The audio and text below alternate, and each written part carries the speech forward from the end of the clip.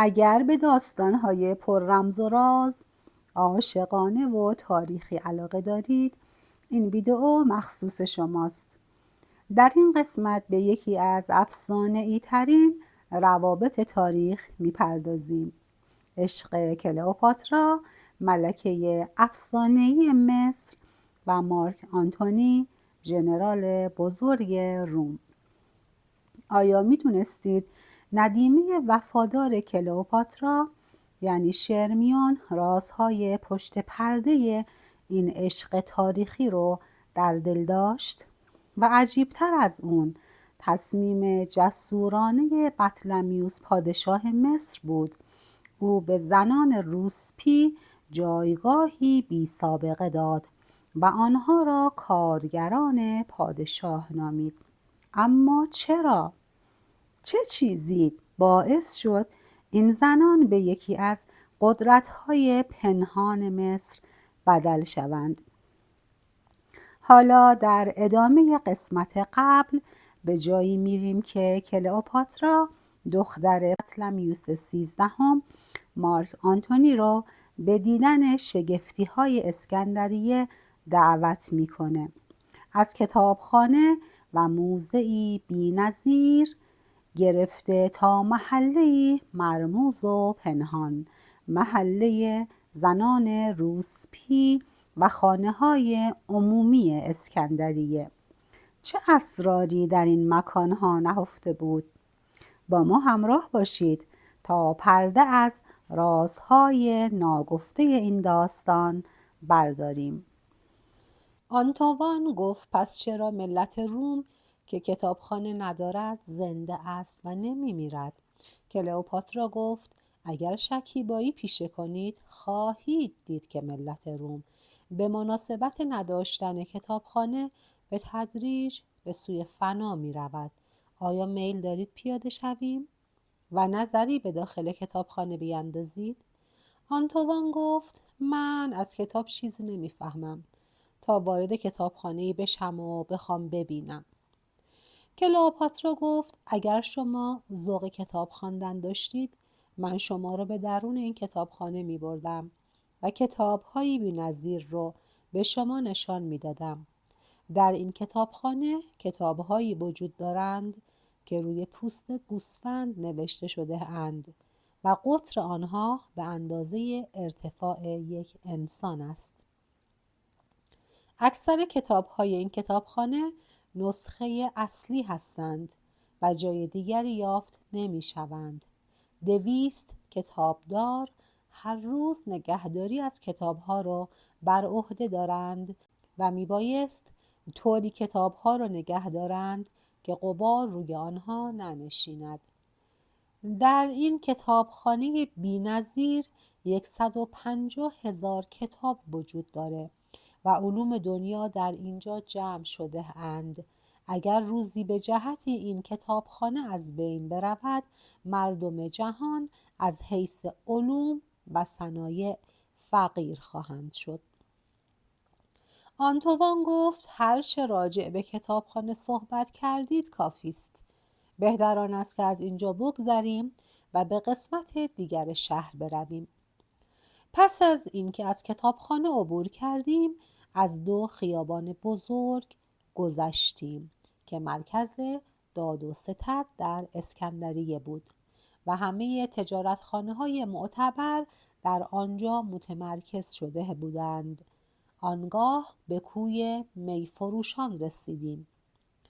میخانه‌های اسکندریه در محله مذکور متمرکز شده بودند و بین میخانه‌ها منازلی دیده می‌شدند که از آنها صدای قهقهه زنها و آهنگ آلات موسیقی و آواز به گوش می‌رسید. آنتوان پرسید اینجا کجاست و این صداها چیست؟ کلئوپاترا گفت اینجا کوی میفروشان و محله خانه‌های عمومی اسکندریه است. همه زنهای خودفروش شهر در این محله سکونت دارند. بعضی از زنهای خودفروش مقابل منازل خود ایستاده بودند یا از پنجره منازل عابرین را مینگریستند و از آنها دعوت می‌کردند که به منازلشان بروند. کلئوپاترا گفت پدر من و قبل از او سایر سلاطین مصر متوجه شده بودند شهری به عظمت اسکندریه که بندر بزرگ دریای روم است و هر روز 50 کشتی وارد این شهر یا از آن خارج می شوند، می بایست محلی برای تفریح سکنه بومی و مسافرین داشته باشد تا میگساران و کسانی که خواهان تفریح هستند مزاحم سکنه شهر نشوند. برای همین این محله را به مرکز وسایل تفریحی اختصاص داده‌اند. همه میخانه ها در این محله قرار دارند و همه زنهایی که حاضرند وسیله تفریح و تمتع موقتی سکنه بومی و مسافرین شوند در اینجا سکونت دارند. در این محله همه برای میگساری و تفریح آزادند، لکن در خارج از این محله به هیچ کس اجازه میگساری داده نمی شود و کسی نمی تواند در خارج از این محله به طور علنی با زنی مغازله کند. آنتوان گفت ای کلئوپاترا، من عقیده دارم بهتر این است که نام این محله را بهشت خدایان بگذارید، زیرا من در هیچ نقطه‌ای اینقدر زنهای زیبا ندیده‌ام. این همه زن زیبا چطور اینجا جمع شده اند؟ کلئوپاترا گفت این محله در قسمت شرقی دریای روم معروفیت دارد و در مصر و سوریه و یونان و سایر کشورهای شرق دریای روم این محله را میشناسند. آنتوان گفت من حوصله نداشتم صحبت فلاسفه را در موزه بشنوم و مردی نبودم که وارد کتابخانه شوم و کتاب‌های اسکندریه را ببینم، ولی با کمال میل در این محله از تخت روان فرود می آیم و وارد این منازل زیبا می شوم تا با سکنه دلپسند منازل این محله آشنایی حاصل کنم. کلئوپاترا گفت آنتوان، از تیر نگاه زنهای این محله و اثر سحرآسای نوازش آنها برحذر باشید، چون بسیاری از توانگران و مردان سرشناس بعد از اینکه وارد این محله شدند بر اثر عشق هستی خود را از دست دادند و چون روی بازگشت به وطن را نداشتند مبادرت به خودکشی کردند و جسد آنها در قبرستان عشاق که در همین محله است دفن شد و قبرستان عشاق یعنی عشاق برشکسته. آنتوان گفت آنها ابله بودند و نمیفهمیدند عشقی که از طرف این زنها نسبت به آنها ابراز می شود سودای بازرگانی است. وقتی مرد آنقدر ابله باشد که عشق زنی خودفروش را عشق واقعی بداند، سزایش همان است که به دست آن زن هستی خود را از دست بدهد و ورشکسته شود و مبادرت به خودکشی کند. بعد از این گفته آنتوان از تخت روان پیاده شد تا سکنه آن محله را از نزدیک مشاهده کند. بعد از ساعتی که از غیبت آنتوان گذشت کلئوپاترا از تأخیر او نگران شد و به حاملان تخت روان امر کرد به حرکت درآیند تا آنتوان را در آن محله پیدا کنند. تخت روان به راه افتاد و ما مدت نیم ساعت در خیابان‌های آن محله حرکت کردیم ولی آنتوان را ندیدیم. کلئوپاترا به من گفت شرمیون، تصور میکنم که مهمان ما دچار کمند محبت یکی از زنهای این محله شده است. این عشق برای مردی چون او پسندیده نیست و من تصور نمی کردم که مردی مانند آنتوان تا این اندازه بی اراده باشد که خود را تسلیم عشق یکی از زنهای همه جایی این محله کند. محله تفریح درآمد بسیار بالایی برای پادشاه مصر داشت. در صورت نبود این محله، لطمه‌ای غیر قابل جبران بر امور اقتصادی اسکندریه و خزانه پادشاه مصر وارد می آمد، زیرا در جهان یک شهر زیبا بود که آن هم اسکندریه به شمار می آمد و از اکناف دنیا مردم برای سیاحت و خوشگذرانی به آن شهر می آمدند و آن شهر بود و محله تفریح آن. اکثر خانه‌دارها در محله تفریح افرادی بودند توانگر و احتیاج مبرم به خانه‌های خود نداشتند، ولی چون از آن خانه‌ها استفاده زیادی می‌بردند، آن منازل را اداره می‌کردند و هرگاه خانه‌های خود را می‌بستند، می‌توانستند به جاهای دیگر بروند و آسوده زندگی کنند.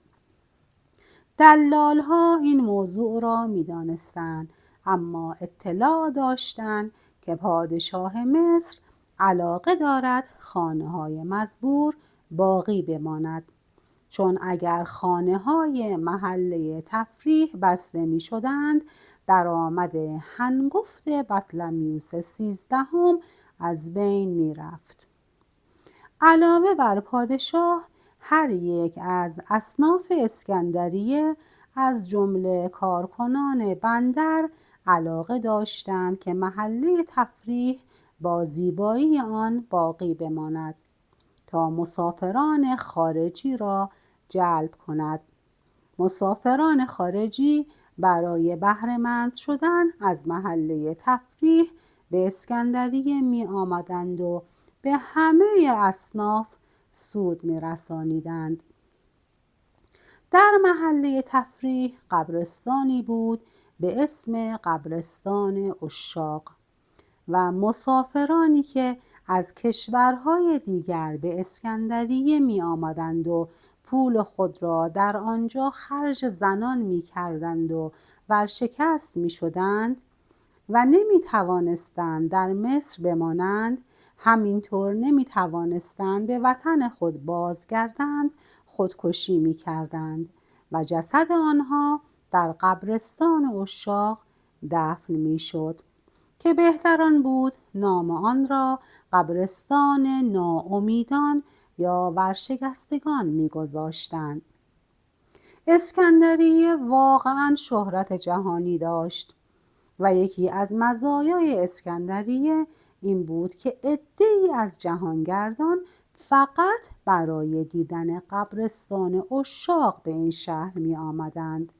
روی هر یک از این قبور اسم شخصی که خودکشی می کرد و همینطور نام وطنش را می نوشتند و همینطور می نوشتند که در چه تاریخی خودکشی کرده است. روی هیچ قبری دیده نمیشد که فلانی که اهل فلان کشور بود بر اثر ورشکستگی خودکشی کرد، ولی همه می‌دانستند که خودکشی آنها علتی جز تهیدستی نداشته و بعد از اینکه هر چه داشتند در محله تفریح خرج این زنان می‌کردند و دچار فقر می‌شدند، آنگاه به حیات خود خاتمه می‌دادند. رئیس گزمه‌های اسکندریه میگفت شهرت قبرستان عشاق نباید از بین برود و همینطور نباید مبدل به یک قبرستان عمومی شود.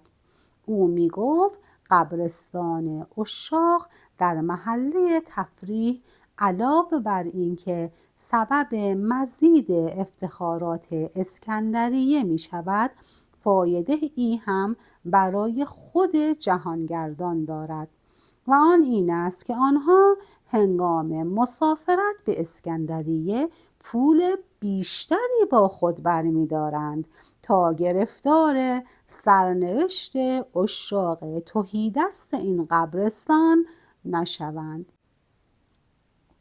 رئیس گزمه‌های اسکندریه می گفت گردشگری که همه ثروت خود را در محله عمومی خرج می کند و بعد خود را می کشد شبیه درختی است که آن را ریشه‌کن کرده ایم.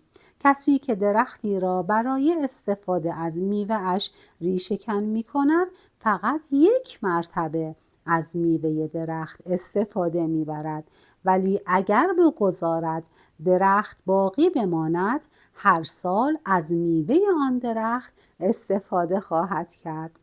مسافرینی که برای تمتع از خوشگذرانی‌های محله تفریح می‌آیند مثل آن درختان مسافرینی که برای تمتع از خوشگذرانی‌های محله تفریح می‌آیند مثل آن درخت هستند.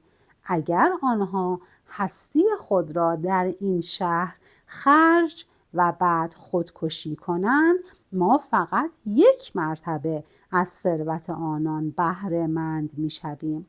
اما اگر مقداری از ثروت خود را بتوانند برای خود نگاه دارند و از این شهر بروند و به وطن خود برگردند و در آنجا به کار خود مشغول شوند و با ثروت گرد آورند، سال دیگر یا 2 سال دیگر مراجعت خواهند کرد و اسکندریه از ثروت آنها بهره مند خواهد شد.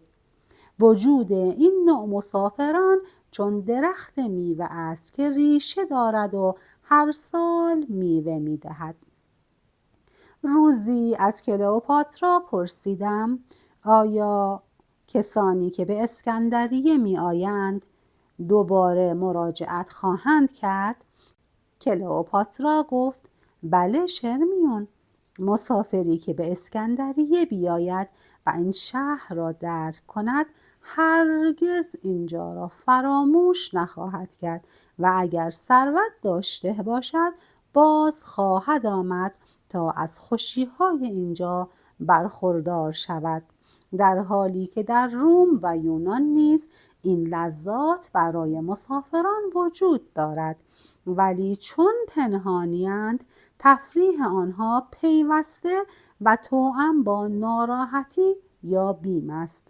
اما در اسکندریه و در محله تفریح که خود شهری بزرگ به شمار می آید نه فقط همه نوع وسایل خوشی برای مسافران آماده است، بلکه کسانی که وارد آن محله شدند آزادی کامل دارند و هر چه بخواهند می کنند، مشروط بر این که آزارشان به دیگران نرسد.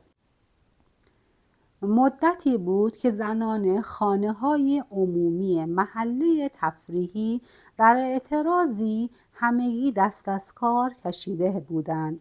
در این هنگام بطلمیوس به فکر افتاد کنیزانی را که در کاخ سلطنتی مصر بودند به محله تفریح بفرستد تا به جای زنهای آن محله مشغول به کار شوند.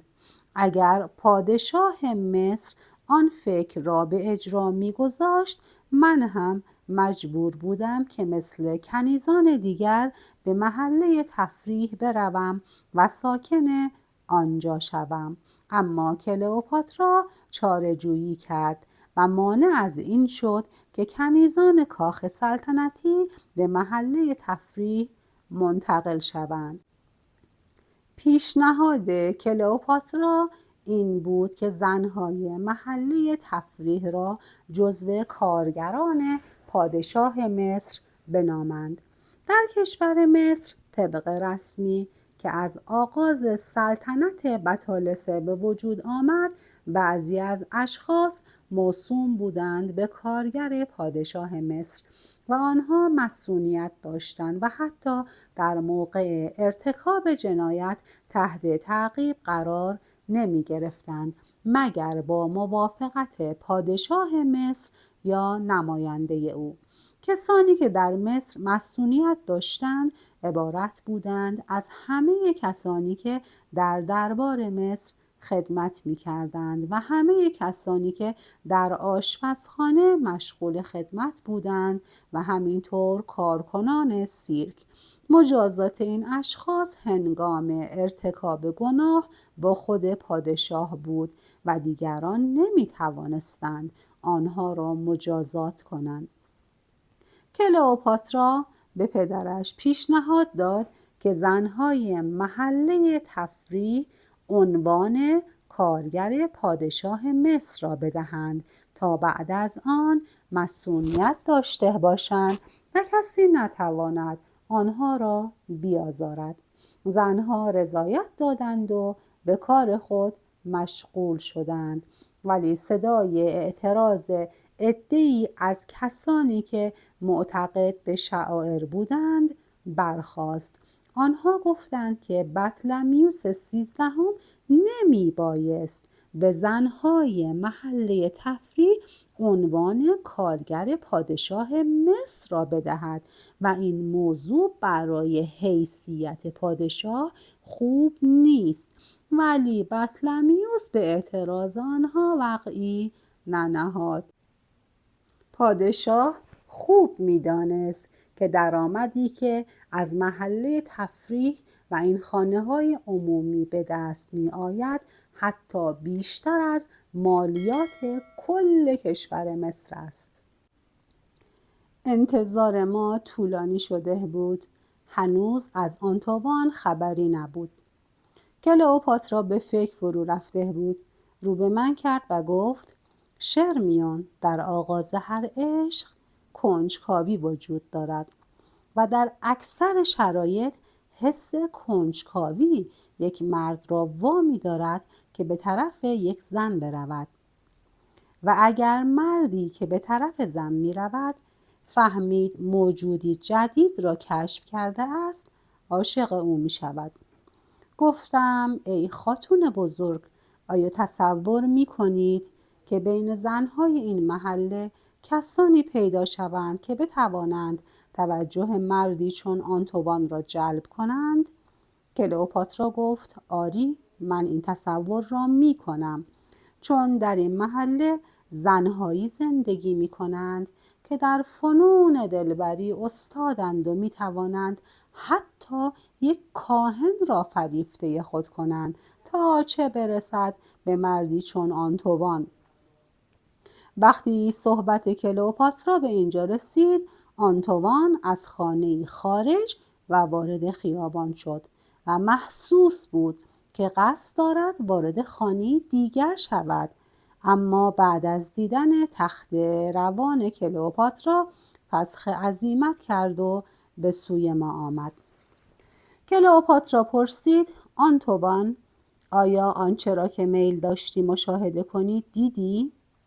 آنتوان گفت: کلئوپاترا، من در شهر اسکندریه محله‌ای دیده‌ام شگفت انگیزتر از شهر پریان و جادوگران.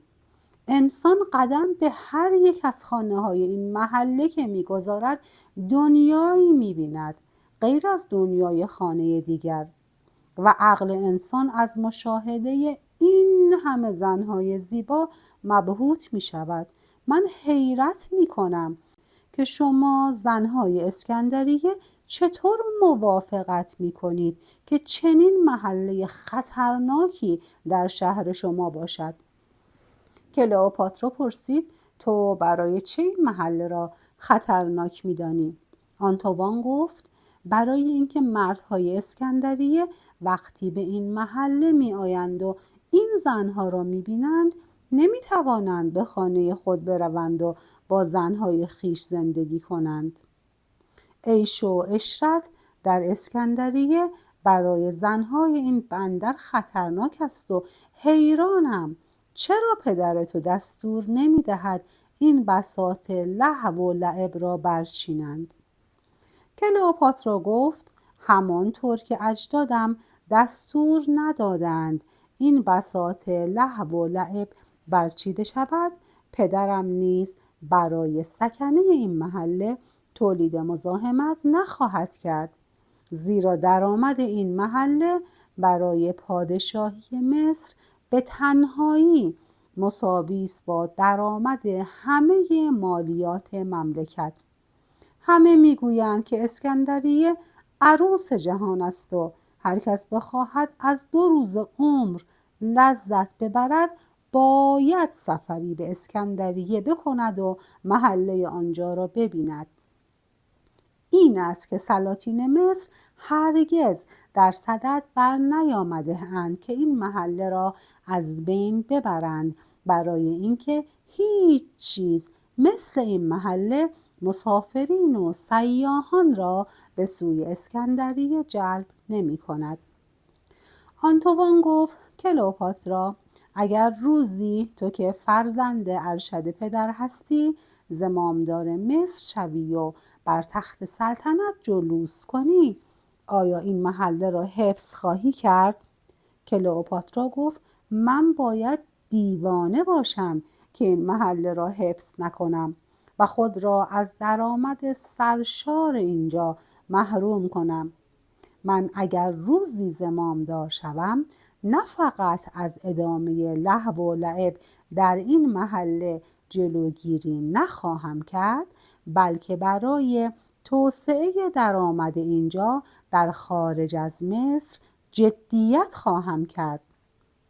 چون تا امروز اجداد من و پدرم در صدد بر نیامده اند این محله را به طور رسمی در خارج از مصر معرفی کنند. آنها معرفی این محله را در خارج از این کشور کسر شأن خود می دانند و تصور می کنند که تبلیغ رسمی از طرف دولت مصر برای معرفی این محله در خارج از کشور به حیثیت آنها لطمه خواهد زد، ولی من اینطور فکر نمی کنم و عقیده دارم باید برای افزایش درآمد این محله که هیچ معدن طلایی از حیث درآمد به پای آن نمی رسد کوشید و از درآمد اینجا در صورت اقتضا برای کارهای بزرگ دیگر استفاده کرد.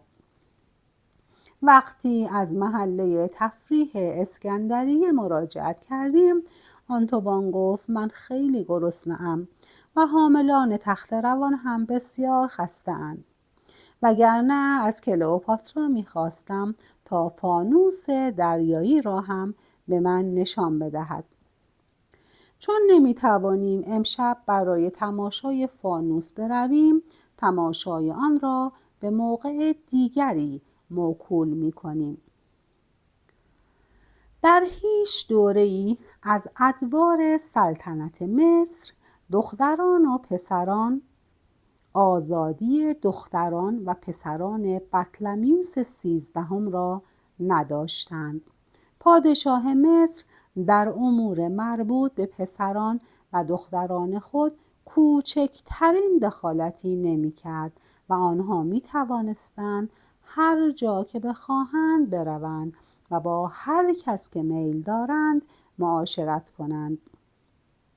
هر موقع که پدر کلئوپاترا بطلمیوس 13 از کارهای سلطنتی و دولتی فارغ می شد، سراغ نیهای خود می رفت و یکی از آنها را بر می داشت و شروع به نواختن می کرد یا راه شیرخانه را در پیش می گرفت تا ببیند آیا شیرهای او سالم هستند یا نه. کسانی که در شیرخانه بطلمیوس 13 خدمت می کردند می دانستند که هرگاه از جیره غذای شیرها بدزدند به سختی مجازات خواهند شد.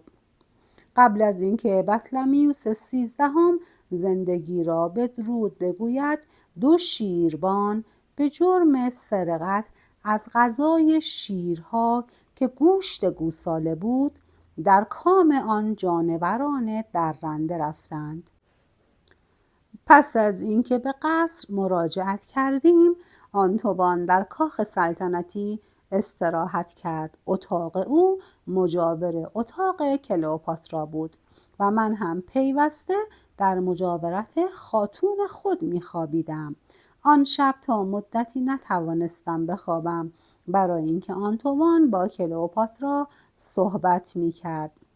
بعد از اینکه آنتوان وارد اتاق کلئوپاترا شد، به سراغ قفسی رفت که در آن یک جفت افعی نر و ماده نگهداری می‌شد.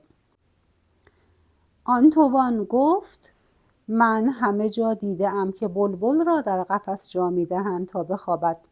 هرگز ندیده و نشنیده بودم که افعی را در قفس جا بدهند و قفس را در اتاق خود بگذارند. کلئوپاترا گفت: تصدیق کن که این جفت افعی نر و ماده که من در قفس جا داده‌ام خیلی از بلبل زیباترند.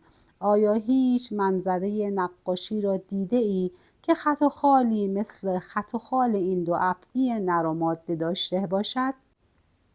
آنتوان گفت: کلئوپاترا، من وقتی وارد این اتاق شدم میخواستم راجع به عشق با تو صحبت کنم، ولی بعد از دیدن این دو جانور و چیزهایی که از تو شنیدم میترسم نام عشق را بر زبان بیاورم، چون تو در نظر من مثل این دو جانور خوشخط و خال و زیبایی و هوش تو مرا مجذوب می کند، ولی از زهرت می ترسم. کلئوپاترا گفت: چه شد که تصور می کنی من زهر دارم؟ آنتوان گفت: مقصودم از زهر تو شخصیت عجیبی است که داری. من هر دفعه که می خواهم به تو نزدیک شوم از بیم شخصیت تو عقب می روم. یکی از چیزهای وحشت آور تو همین نگهداری افعی است. مگر در دنیا جانور قحط بود که تو افعی را در قفس جا می دهی و نگاه می داری؟ کلئوپاترا گفت: مگر نگاه داشتن افعی عجیبتر از نگاه داشتن شیر است؟ پدر من پیوسته شیر نگاه می دارد و نگاهداری و تربیت شیر را تبدیل به یکی از سنن و شعائر مصر کرده و کسی هم به او ایراد نمی گیرد. تو به من ایراد می گیری که چرا افعی نگاه می دارم؟ آنتوان گفت: آخر شیر غیر از افعی است و به همین جهت ما هم در روم شیر را نگاه می داریم و تربیت می کنیم. نگهداری شیر حکایت از دلاوری و جوانمردی می کند، در صورتی که نگهداری افعی جز این که بدن را از نفرت مرتعش کند اثری دیگر ندارد.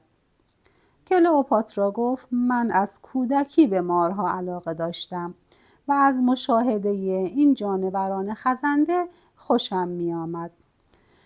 آنتوان گفت: من و تو صحبتی غیر از عشق نداریم، ولی هر دفعه که چشم من به این دو جانور می افتد که بدون یک لحظه درنگ دائم در قفس چرخ می خورند، حرف خود را فراموش می کنم. کلئوپاترا گفت: به قفس پشت کن تا آنها را نبینی. آنتوان گفت: کلئوپاترا، تو میدانی که من عاشق تو هستم و انتظار دارم که تو مرا از خود برخوردار کنی. بهترین موقع برای اینکه من از وصل تو برخوردار شوم این موقع است که من و تو در این اتاق تنها هستیم. بیا تا برای ساعتی همه چیز را جز خودمان فراموش کنیم. کلئوپاترا گفت: آنتوان، من اگر تو را دوست نمی داشتم مهمانت نمی کردم و به این اتاق راه نمی دادم و حضور تو در اینجا دلیل بر این است که تو را دوست می دارم، ولی نمی خواهم من که 13 پشتم پادشاه بوده اند مثل یکی از زنهای محله تفریح اسکندریه خود را به تو تسلیم کنم. آنتوان گفت: کلئوپاترا، برخوردار شدن یک زن و مرد از عشق یکدیگر بیش از یک راه ندارد و همه ملکه های مصر هم فقط از آن راه از عشق برخوردار شده اند. کلئوپاترا گفت: تو منظور مرا نفهمیدی قصدم این بود که بگویم کسی که می‌خواهد از وصل من برخوردار شود باید برادرم بشود، یعنی با من ازدواج کند و شوهرم بشود. آنتوان گفت ای کلئوپاترا، آیا تصور می‌کنی که پدرت موافقت خواهد کرد که من برادر تو بشوم؟ کلئوپاترا گفت اگر تو بتوانی به پدرم ثابت کنی که مردی برجسته ای، او موافقت خواهد کرد. آنتوان گفت این که تو میگویی محتاج مرور زمان است و باید مدتی بگذرد که من بتوانم آنقدر اسم و رسم به هم برسانم تا پدرت موافقت کند ما برادر و خواهر شویم. کلئوپاترا گفت اسکندر که این شهر را بنیان گذاشت ظرف 2 سال بعد از اینکه از وطنش مقدونیه به راه افتاد اسم و رسم به دست آورد. تو هم می توانی ظرف 2 یا 3 سال یا بیشتر اسم و رسمی به دست آوری. آنتوان گفت معلوم نیست که من بتوانم ظرف 2 یا 3 سال دارای شهرت شوم و اگر هم بدانم که تا 2 یا 3 سال دیگر دارای شهرت جهانگیر خواهم شد، آنقدر حوصله ندارم که برای تمتع از وصل تو 3 سال صبر کنم. کلئوپاترا گفت آیا تصور می‌کنی که بعد از 3 سال تو یا من پیر خواهیم شد؟ من و تو هر دو جوان هستیم و می توانیم 2 یا 3 سال دیگر صبر کنیم و بعد از آن وقتی به یکدیگر رسیدیم بیشتر لذت خواهیم برد، زیرا تا انسان زحمتی نکشد از پاداشی که دریافت می کند لذت نخواهد برد. آنتوان گفت من از چیز دیگری هم می ترسم و آن این است که از امروز تا 2 یا 3 سال دیگر پدرت تو را شوهر بدهد. کلئوپاترا گفت من شوهر نخواهم کرد. آنتوان گفت اگر پدرت قصد داشته باشد تو را شوهر بدهد تو نمی توانی شوهر نکنی. کلئوپاترا پرسید برای چه؟ آنتوان گفت برای اینکه تو دختر پادشاه هستی. کلئوپاترا گفت آیا دختر پادشاه مجبور است شوهر کند؟ آنتوان گفت یک دختر از طبقه عوام می تواند از وصلت با مردی که به او میل ندارد خودداری کند، ولی دختر پادشاه مجبور است طبق ثواب دید پدرش شوهر کند ولو از داماد نفرت داشته باشد. برای اینکه دختر پادشاه را طبق آنچه مصلحت ملک و ملت می‌خوانند شوهر می‌دهند، نه به دلخواه او. مگر نه این است که به دفعات دختران سلاطین مصر با پسران سلاطین سوریه و ایران ازدواج کردند در صورتی که از آنها نفرت داشتند. اما مصلحت سیاسی اقتضا می‌کرد که دختر پادشاه مصر زوجه یک شاهزاده سوریانی یا ایرانی شود. کلئوپاترا گفت من اطمینان دارم که پدرم مرا به هیچ یک از شاهزادگان خارجی نخواهد داد. آنتوان پرسید از کجا این اطمینان برای تو حاصل شده است؟ کلئوپاترا اظهار کرد پدرم فکر می کند من دختریم بسیار زیبا و باهوش و عقیده دارد که چنین دختر با استعدادی نباید با یک شاهزاده خارجی ازدواج کند و از خانواده ما بیرون برود، بلکه باید او را به برادرش داد تا در خانواده بماند و زیبایی و هوش او به فرزندان خانواده سلطنتی منتقل شود. آنتوان گفت ولی برادر تو کوچک است و نمیتواند با تو ازدواج کند. کلئوپاترا گفت پدرم صبر خواهد کرد تا برادرم بزرگ شود و آنگاه ما را به هم خواهد رساند. آنتوان پرسید آیا تو برادرت را دوست می‌داری یا نه؟ کلئوپاترا گفت برادر من هنوز یک پسر بچه است و من نمیتوانم او را مثل یک مرد دوست بدارم، ولی پیش بینی میکنم که هرگز وی را دوست نخواهم داشت. داستان زندگی اسرارآمیز کلئوپاترا رو در قسمت‌های بعد دنبال کنید. برای قسمت‌های بعدی منتظر بمونید. حتما کانال رو سابسکرایب کنید و زنگوله رو فعال کنید تا هیچ قسمت جذابی رو از دست ندید.